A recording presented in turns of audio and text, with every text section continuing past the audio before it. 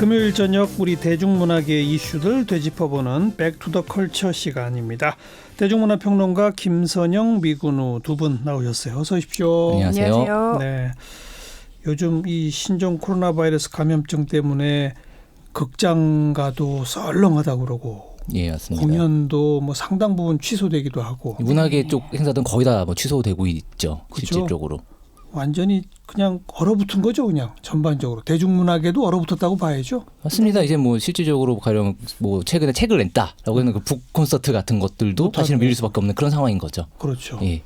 가령 조금이라도 좀 오락적인 성격이 강하거나 이런 작품들은 더더욱 예, 좀 개봉 시기를 잡기가 어렵게 됐죠. 네, 뭐 심지어는 외국에서 중국 거쳐 한국으로 오려고 했던 이 유명 교향악단 네. 이런 것도 다 취소되고. 그렇죠. 그러면서 유독 이제 집에서 TV로 영화를 다운로드 받아서 보거나 뭐 저 스트리밍으로 보거나 하는 이런 분들이 많아졌는데, 네네. 재난 영화, 감염 관련 재난 영화를 또 그렇게 많이 못 보신다면서요? 네, 실제로 이런 그 콘텐츠 스트리밍 서비스 업체들을 보면은 그 인기 실시간 검색 순위에 항상 이렇게 상위권에 좀 이렇게 시간이 지났음에도 불구하고 이런 감염 재난 영화들이 많이 네. 상위권에 랭크가 돼 있어요. 네. 거의 뭐 약간 뭐 상술적인 면이 없진 않겠지만은 이제 실제로 케이블 채널에서도 이제 그런 알만한 그런 이제 감염 재난을 다룬 영화들을 이제 또 공격적으로 편성을 하고 있는 중이기도 하고요. 네. 재난 영화는 뭐 우리 영화계 뭐 동서양을 막론하고 아주 중요한 하나의 장르긴 한데, 네. 그 중에서는 감염을 다룬 재난 영화는 그렇게 많지는 않잖아요.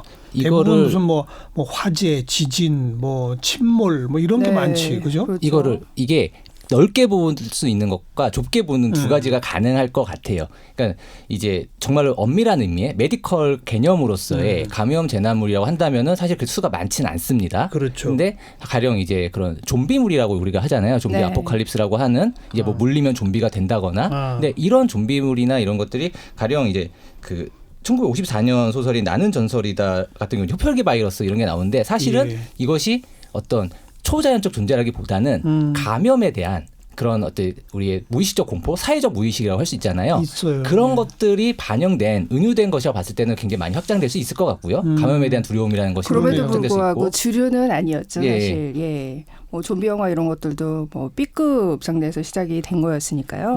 근데 최근에는 이제 이런 감염 재난물에 대한 공포가 특히나 이제 21세기에 들어와서 그 전염병 대유행 현상이 점점 이렇게 주기가 짧아지고 있잖아요. 뭐 예. 2000대 초반 사스, 예. 그리고 신종플루, 저희 같은 경우에 이제 2015년에 메르스 사태도 있었고요. 그렇죠. 그러니까 이런 그 전염병 대유행 현상이 생기면서 이제 그동안 재난 서사에서 조금 비주류였던 예. 감염 재난물에 대한 관심이 높아지고 있는 것 같습니다.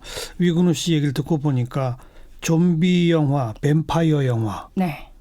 저는 솔직히 좀비 영화, 뱀파이어 영화를 거의 안 보는데 예, 예. 왜들 이런 영화를 좋아하나? 왜 이렇게 끊임없이 이런 영화가 나오나? 네. 그게 그 뿌리 속에는 저는 그런 사회적 무의식이라는 것이 감염에 있고요. 대한 사회적 무의식적인 공포. 예. 왜냐하면 장르물이라고 하는 것은 공포물이라고 하는 것은 예. 사람들이 두려워하는 것을 자극해야 되죠. 그러네요. 그것이 사회적 무의식인 것이고 그렇기 때문에 장르물이라고 하는 것이 굉장히 정말 이제 우리가 재미를 위해서 보는 것이지만은 여전히 이제 그런 문화 사회학적인 그런 네. 분석의 텍스트가 될 수밖에 없는 거겠죠. 그게 근거가 있네요. 하지만 좀비나 네. 뱀파이어는 없다는 게 확실하잖아요. 예, 그러니까 그렇다면 그런 거죠. 왜 그런 없는 존재인데도 불구하고 그들에게 감염 바이러스라고 하는 방식으로서 이들이 확산되는 것으로서 나오는가라고 해서는 결국 이제 그 감염이라는 것이 굉장히 중요하고 이제 플러스 왜냐하면 이제 그러니까 엄밀한 의미의 그런 감염 재난물은 사실은 상당히 높은 수준의 의학적 지식이 필요합니다. 네. 예, 그걸 만들기가 사실 어려웠죠. 예, 그것이 이제 로빈 쿡이라고 하는 굉장히 유명한 저희 세대에서 굉장히 유명한 이제 그런 메디컬 스릴러 작가가 한국에서 이제 바이러스라는 이름이고 이제 원제는 아웃브레이크였죠. 그 소설이 나오고 아웃브레이크 맞아요. 예, 맞아요. 그리고 아웃브레이크라고 하는 이제 동명의 그 원작은 아니고 영화가 나왔습니다. 네. 예, 더스틴 호프만에 나왔었던 그 영화가 등장하면서 사실 이것이 본격적인 장르물로서 그렇죠. 등장을 했다고 볼 수 있을 것 같아요.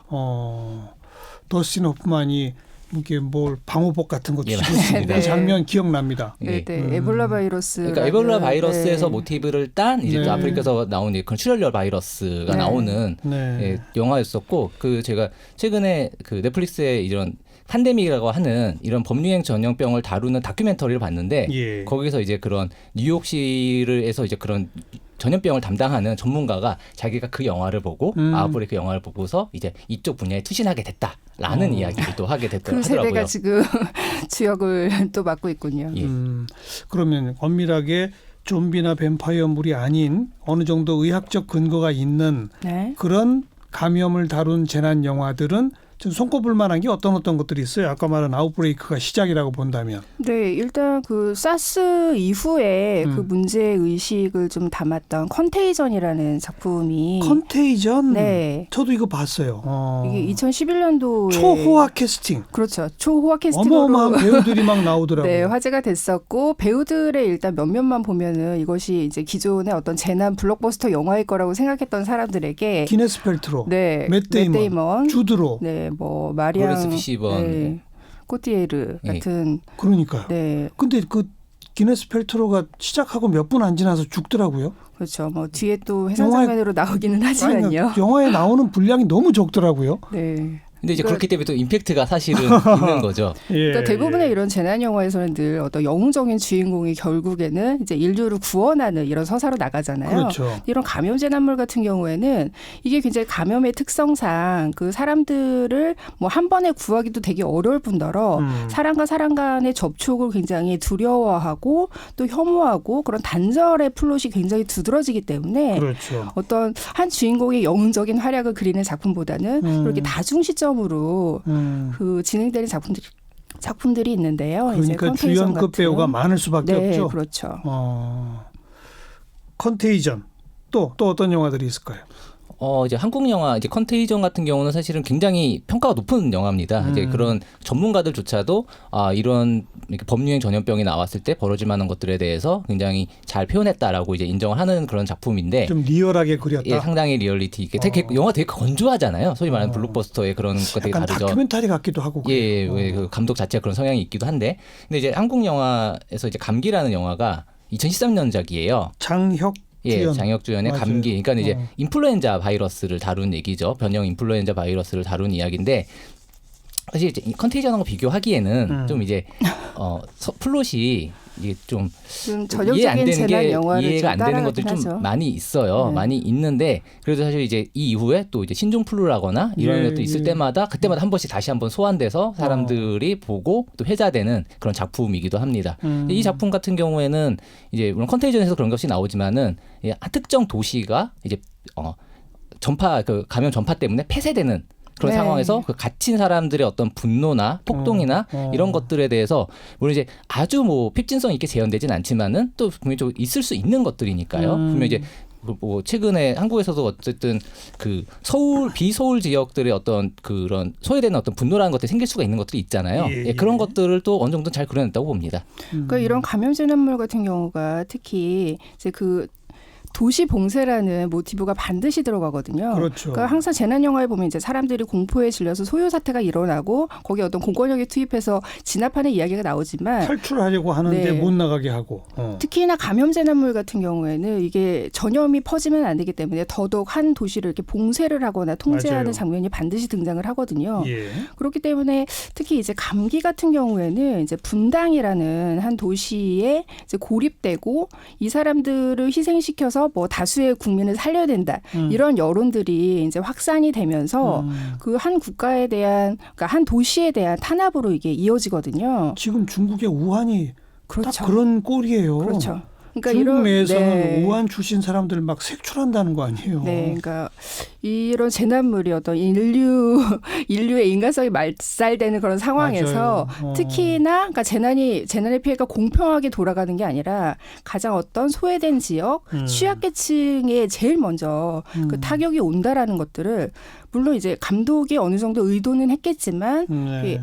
그런 메시지를 담고 있는 경우가 굉장히 많거든요. 분당 같은 경우는 이제 방금 이제 위근우 씨가 말씀을 하신 것처럼 분명히 영화 속에서도 그런 대사가 나오거든요.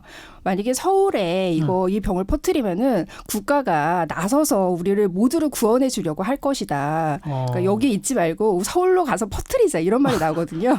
그만큼 이제 한 지방 도시의 이렇게 소외감을 그 영화 안에 좀 표현을 한 거죠. 네. 분당도 사실 서울 바로 옆에 있고 저 지방에서는 굉장히 부러워하는 곳인데 예, 그렇긴 네. 하죠. 예. 그러나 인구 대비로 딱 놓고 보면 그러네요.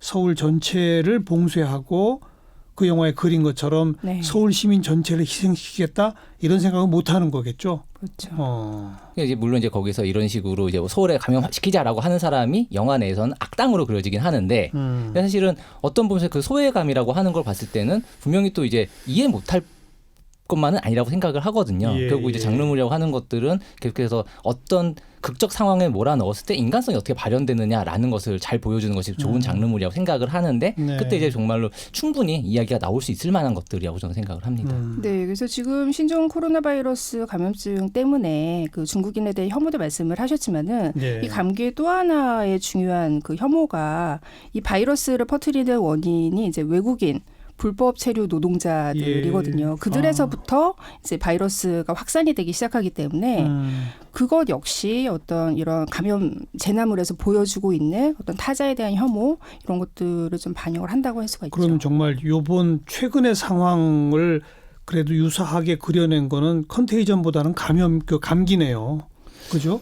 외국인 노동자에 대한 혐오, 네, 중국인에 대한 혐오, 네. 특정 지역에 대한 고립, 우한 봉쇄 뭐 이런 얘기들 이게 비슷비슷하잖아요. 분명히 어떤 부분에 이것들이 무슨 장르적 클리셰의 부분이 있지만은 분명히 이제 로컬라이징 되면서 말씀해주신 이제 그런 외국인 노동자, 그게 이 외국인 노동자도 대부분의 경우 무슨 백인은 아니죠. 예, 여기서는 이제 뭐 필리핀에서 온 그렇죠. 캐릭터로 되어 네. 있는데 사실 이제 이 사람 같은 경우도 자신이 복균자일 줄 몰랐고 어떤 면에서 피해자이기도 한데 이 사람이 정말 얘는 나쁜다라고 해서 거의 린치를 가하는 그런 모습이 예. 나오고 그렇게 예. 사실 이제 좀 죽거든요. 그래서 이 캐릭터가 이런 것들이 또 어떤 면에 있어서는 또 한국적인 어떤 또 무의식들이 드러난 네. 그런 또 상황이라고 할 수 있을 것 같습니다. 얼마 전 우리 프로에서도 의료 인류학자 이런 분들하고도 인터뷰를 해보면 이런 네. 감염병이 퍼지게 되면 누구나 공포나 불안을 갖게 된다. 네. 그러다 보면 가짜 뉴스가 횡행하게 되고 그러다 보면 타인에 대한 혐오감이 생기게 되고 네. 그러다 보면 희생양을 찾게 되더라. 네. 뭐 이런 일종의 그 공식적인 반응이 있거든요. 사회적 반응이 나타나는. 예. 네. 영화들도 그런 모습들을 다 다루는 거죠. 그러니까. 그렇죠. 그게 이제 국내 상황에서는 특히 이제 감기라는 영화를 통해서 그게 이제 처음으로 어떤 그 타 지역이 갖고 있는 그 소외감과 네. 그 외국인에 대한 혐오를 담아내기 시작했고요. 그러니까 저희가 또 그 지금 생각나는 작품 중에 JTBC에서 2013년도에 방영된 세계의 끝이라는 드라마가 있어요. 아 드라마도. 예, 그렇습니다. 그러니까 2013년도에 이게 우연히 바이러스를 소재로 한 드라마들이 이제 두 편이나 등장을 했고요. 예. 감기 같은 경우에도 2013년에 개봉이 됐거든요. 그 바로 직전에 이제 신종플루와 구제역 사태가 있었기 때문에 아마 그런 것들이 좀 이런 감염 재난물의 유행에 영향을 미치지 않았을까. 네. 뭐 이런 생각도 있고요. 메르스가 몇 년이었죠? 2015년이었죠. 그건 메르스 있기 전이었군요. 네, 그렇습니다. 어. 메르스 사태 때는 또 이제 부산행이라는 작품이 부산행? 네, 메르스 그건 좀비가 나오잖아요. 네, 좀비지만 그것도 결국에는 이렇게 바이러스 감염, 좀비 바이러스에 감염되는 이야기잖아요. 그리고 갈수록 좀비물이라는 네. 장르가 갈수록 사실은 감염 재난물과 굉장히 유사해집니다. 가면 갈수록 좀비물이 예전에는 정말 이제 B급 정세에 가까웠다면은 어느 순간부터는 이제 부산행이나 혹은 킹덤 같은 작품들은 갈수록 그 감염 재난의 재난하고. 은유로서 예, 훨씬 그런 모습을 굉장히 잘 드러내고 있죠. 그렇죠. 그렇군요. 또 호러의 효과보다는 그 감염 바이러스가 확산이 될 때 국가권력의 통제라든지 예. 네, 그런 것들에 대해서 많이 이야기를 하고 있기 때문에 예. 좀 사회 비판적인 성격을 띠는 경우가 굉장히 많아요. 그 방금 언급한 그 드라마 세계의 끝 거기서는 네. 뭘 우리가 좀 시사점을 받을 수 있는 겁니까? 이 드라마는 좀 특이한 게 우리가 지금 되게 관심이 몰려 있는 질병관리본부가 중심이 된 예. 작품이에요. 예. 특히 그 중에서도 이제 역학조사 팀과 우리가 보통 이렇게 감염 재난물 하면 좀 이렇게 백신 개발하는 의사들이 많이 주인공이 되잖아요. 그렇죠. 근데 여기에서는 이제 역학조사 팀이 주인공이 돼서 그들이 굉장히 뭐 그 감염자의 집을 찾아가서 그 이동 경로들을 조사를 하고 뭐 그 사람들이 생활을 했던 뭐 쓰레기라든지 음식 하나하나까지 다 조사를 하고 이런 과정들을 굉장히 구체적으로 그려내요. 예. 예. 그러니까 이 질병관리본부가 지금 무슨 일을 하고 있는가 좀 이렇게 궁금하신 분들이라면 이 드라마를 보시면 그들이 얼마나 많은 일을 하고 있고 인력이 부족한 상황에서 얼마나 노고가 큰지를 좀 이해를 하실 수 있을 것 같아요. 예, 그리고 이제 작품을 통해서 배울 수 있는 점이라는 것을 이야기했을 때는 아까 저희가 잠깐 얘기했다 말했던 컨테이전 얘기를 또 이제 그 정보라는 측면에서 다시 한번 이야기해야 될 것 같은데 예. 여기서의 보통 이제 이런 감염 재난물에서의 빌런이라고 한다면은 뭔가 이제 이런 그 바이러스를 퍼뜨린 뭐 흑막이라거나 뭐 이런 것들인데 음모론 같은 것도 여기, 있죠. 예, 근데 여기서는 바로 말씀해주신